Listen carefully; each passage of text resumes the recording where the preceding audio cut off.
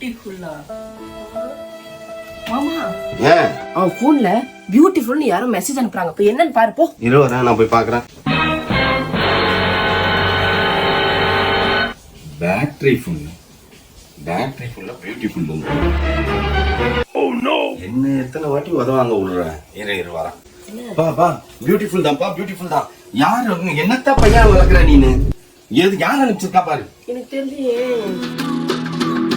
தெய்வமே எல்லாம் நல்லபடியா நடக்கணும். அடி உதவுற மாதிரி அண்ணன் தம்பி கூட உதவ மாட்டான். சரியா? வெளுத்து வாங்கு போ. இன்னைக்கு பாரு இரு அவனை என்ன பண்றேன்.